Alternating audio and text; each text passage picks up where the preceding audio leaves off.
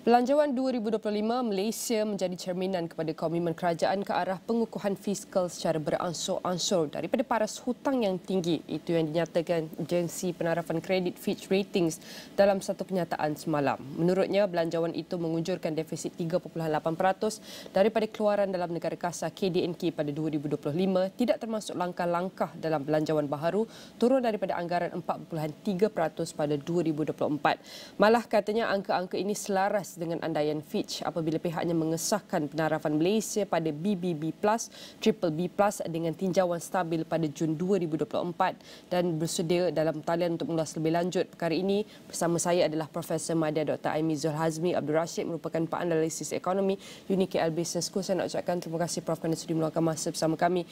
Pertama sekali, sejauh mana pula Doktor melihat kesediaan kerajaan dalam memenuhi sasaran Akta Kewangan Awam dan tanggungjawab fiskal FRA? Adakah Malaysia mampu untuk kecilkan jurangnya dengan rakan setara bertaraf BBB ini, Doktor? Baik, terima kasih Dina. Assalamualaikum dan selamat pagi. Okey, pertama sekali kita harus melihat landasan sebenarnya pada objektif Akta Kewangan Awam dan tanggungjawab fiskal FRA itu apa yang telah pada tahun 2023. Sebenarnya kalau kita akta ni dia punya trust ada 4 trust dan yang menjadi kayu ukur utama adalah KDNK negara. Kalau kita nak repeat kembali, dia ada 4 trust. Pertama, perbelanjaan pembangunan tidak kurang daripada 3% daripada KDNK negara. Hutang kerajaan tak boleh melebihi 60% dari KDNK negara. Paras defisit perbelanjaan negara juga tidak boleh melebihi 3% daripada KDNK. Dan jaminan kerajaan tidak boleh melebihi daripada 25% daripada KDNK. Jadi Nina, sasaran ini sebenarnya ini adalah sasaran yang telah ditetapkan oleh Malaysia mengikut sasaran negara maju seperti negara-negara di Kesatuan Eropah. Jadi kalau kita nak menjadi negara maju, kita harus mempunyai standard untuk kita bagaimanakah kita untuk mencapai negara maju dan ke arah manakah kita memperbaiki kewangan kita. Jadi dari aspek fiskal ini, dia juga menyebabkan memberikan satu disiplin. Ada objektif dia adalah mendisiplinkan kerajaan dalam hal-hal pelaksanaan dasar fiskal negara. Jadi kita tak boleh terlalu boros. Kita harus menjaga kewangan kita dengan lebih maju. Jadi kalau kita nak mencapai taraf sebagai sebuah negara yang maju dalam masa 10 tahun lagi, jadi itu adalah kehendak kita, tapi haruslah dia dalam keadaan cantik lah. Dan itu adalah antara perkara ataupun proses yang perlu kita teliti sekiranya kita ingin mencapai negara berpendapatan tinggi ataupun negara maju dalam tempoh 10 tahun. Jadi ketika ini bagaimana Doktor melihat usaha kerajaan dalam mengurangkan hutang bawah 60% daripada KDNK dan defisit sekitar 3%? Adakah Malaysia sejujurnya berada di landasan yang tepat, Doktor? Baik, kalau kita tengok dua yang Nina cakapkan tadi, kita sebenarnya telah mencapai 2 daripada 4 trust sebenarnya, Nina. Dua yang kita telah mencapai adalah pertamanya pembangunan kita, banyak bangunan negara telah pun melebihi lebih kurang 4%. Kita punya target lebih daripada 3%. Dan kita telah mencapai 4% untuk 9 tahun. Itu pertama. Kedua, dari segi aspek apa yang saya katakan adalah aspek pembangunan itu satu, dan kedua adalah jaminan kerajaan. Jaminan kerajaan sasarannya 25%, tapi dalam tempoh 9 tahun, jaminan kerajaan hanyalah dalam 18%. Cuma, dia ada 50% yang kita tengah strive ni, nak capai ni, adalah bagaimanakah mengurangkan defisit kita kepada 3%. Sekarang kita ada 3.4%, 3.5% sebagai KDNK. Dan keduanya adalah hutang kerajaan yang pada masa ini berada pada di atas 65%. Kepada di bawah 60%. Jadi kita sekarang ni tengah-tengah lah, kita masih ada masa. Tapi landasannya 50% dah settle. Lagi 50% lagi Nina untuk kita mencapai sasaran kita lah untuk menjadi seperti yang telah ditetapkan oleh FRA 2023, Nina. Penting untuk kita meneliti sebanyak mana ataupun kemajuan yang kita lakukan ketika ini yang seperti yang Doktor kongsikan, kita berada di tengah-tengah 50% lagi, banyak lagi perkara yang harus dilakukan dan titik beratkan. Penting juga Doktor sebenarnya untuk kita lihat dari segi hasil ini. Tiada perubahan struktur cukai yang besar dan menyeluruh dilakukan dalam belanjawan 2025 kali ini dan kerajaan unjurkan kutipan hasil pada 2025 akan bersamaan dengan 16.3% daripada KDNK pada 2025 daripada 16.5% pada 2024. Jadi, adakah melalui penjimatan dan penyasaran subsidi ini langkah-langkah yang akan mendorong kepada pengukuhan kewangan negara selepas ini?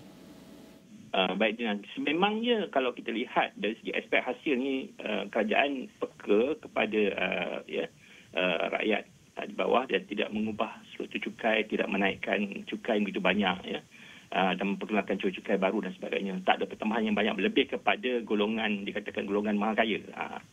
Jadi kalau kita nak lihat dari segi aspek hasil kerajaan, iaitu cukai ditambah untuk mengimbangkan sasaran yang kita katakan tadi seperti defisit untuk capai 3%, hutang negara kurang daripada 60% KDNK. Jadi kerajaan perlu melihat cabang lain, arah lain. Bagaimanakah kerajaan mampu menambahkan hasilnya. Jadi antaranya yang dikatakan adalah subsidi bersasar itu sendiri. Dan kerajaan telah melaksanakan subsidi bersasar diesel pada bulan 6 tahun ini.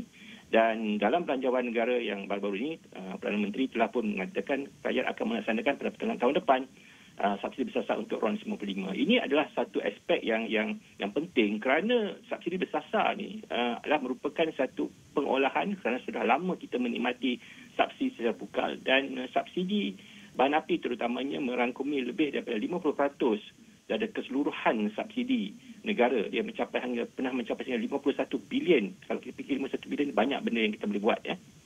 Jadi dari segi aspek itu selain pada subsidi ini, selain daripada itu juga kerajaan juga mungkin perlu lebih tegas dan kita tengok bagaimana kerajaan Mak Jani sekarang melihat dari segi aspek rasuah, ya, menangani kes-kes rasuah yang banyak dan juga mau mengurangkan penyelewengan belanjawan kerajaan secara sistematik. Dan akhirnya kerajaan mahu meningkatkan dengan peningkatan gaji baru-baru ini, SPA dan sebagainya. Kerajaan mahukan output yang lebih tinggi, perkhidmatan awam yang lebih cekap, yang lebih efisien, dan antara inilah yang mampu menjadikan perbelanjaan negara ataupun kedudukan negara itu lebih tepat. Selain daripada kita hanya melihat dengan cara menaikkan kadar cukai. Jadi ada banyak lagi cara-cara lain yang kita boleh buat. Dan kerajaan perlu terus komited dari segi aspek subsidi bersasar, menangani rasuah, menangani penyelewengan yang secara sistematik dan membantu menaikkan taraf mutu perkhidmatan awam yang lebih cekap dan efisien ini. Seperti yang Doktor kongsikan, sebenarnya banyak perkara penting ataupun faktor-faktor utama kenapa perlunya kerajaan meliti cabang ataupun sumber-sumber lain daripada segi penjanaan hasil ekonomi negara. Dan kita lihat seperti yang dilakukan oleh kerajaan iaitu melakukan rasionalisasi subsidi dan seperti apa yang kita lihat hasilnya akan menjana lebih banyak lagi penjimatan, banyak lagi perkara yang boleh disalurkan kepada sektor-sektor kritikal seperti sektor pendidikan, sektor kesihatan. Selain daripada segi penjimatan untuk pengukuhan kewangan ekonomi negara, bagaimana untuk kita pastikan pengurusan ataupun pengagihan yang lebih cekap kepada sektor-sektor kritikal ini seperti pada masa sama kita dapat pasti elak daripada ketirisan dan memastikan ketulusan dalam pengagihan dana ataupun peruntukan kepada sektor-sektor yang amat memerlukannya. Baik, satu soalan yang baik. Bagaimana kita mampu melaksanakan apa yang hasrat kerajaan, terutamanya dari aspek subsidi bersasar. Kita dah melihat bagaimana kerajaan melaksanakan subsidi diesel secara bersasar dan ia telah pun mencapai objektifnya melalui mekanismenya menggunakan fleet card di stesen minyak, di mana mereka yang industri-industri yang sepatutnya menerima subsidi diesel itu di Semenanjung telah menerimanya. Bagaimanapun ia telah tidak dijalankan di Sabah dan Sarawak. Ia menunjukkan kerajaan juga mengambil kira aspek bahan api diesel merupakan bahan api yang utama di negeri seperti Sabah dan Sarawak. Dan kalau kita melihat bagaimana kerajaan akan melaksanakan lagi pelbagai lagi subsidi bersasar, kita dah dengar macam mana telur dan ayam akan diapungkan harganya kerana harganya sekarang dalam keadaan yang stabil dan mungkin rendah kalau kita nak lihat dari segi bekalan di dalam maupun di luar negara. Dan seterusnya isu yang panas adalah RON 95. Bagaimanakah kerajaan akan melaksanakan mekanismenya adakah dengan sistem data yang dikatakan seperti padu yang telah diwawarkan oleh Yang Berhormat Menteri Ekonomi ataupun kerajaan mengambil mekanisme lain, sama ada mungkin terus mengapungkan harga petrol dan pada masa yang sama memberikan tunai terus kepada rakyat, ataupun bagaimana. Itu kita belum pasti lagi apakah mekanismenya, kerana kalau kita mahu melaksanakan sistem kawalan di stesen minyak, ia juga akan bersangkut paut dengan para pengusaha minyak, kerana mereka perlu mengadakan lebih tenaga pekerja untuk cek, untuk verify. Itu satu. Kedua, dari segi sistem, adakah ia akan menyebabkan berlakunya orang beratur lama dekat stesen minyak nak isi minyak untuk verify whether dia entitled untuk subsidi dan sebagainya. Ini antara aspek-aspek yang perlu dilihat oleh kerajaan. Apakah mekanisme yang terbaik untuk melaksanakan RON 95? Saya percaya mungkin mereka dah ada pilot project, bagaimana mereka mahu melaksanakannya. Jadi kita tunggu dah bagaimana kerajaan ini. Tapi apapun, itulah bagi saya satu benda yang positif, kerana terlalu banyak penyelundupan RON 95 dan penyelewengan berlaku kepada tempat lain di luar Malaysia dan bukan dinikmati oleh rakyat Malaysia yang sebenarnya yang membayar cukai. Dan Doktor, saya nak bawa kepada iaitu usaha daripada segi mengurus defisit fiskal, dan kita lihat antara hutang dan juga bagaimana untuk tingkatkan pengukuhan fiskal negara ini. Saya nak bawakan perkara ini dalam konteks di peringkat global dengan keadaan geopolitik yang tidak menentu terutama di Asia Barat.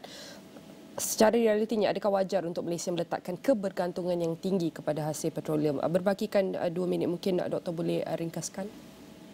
Okey, untuk petroleum ni kita kena ingat Petronas memberikan sumbangan kira 15% pada kredit yang kira pada pendapatan kerajaan. 15% datang dari Petronas.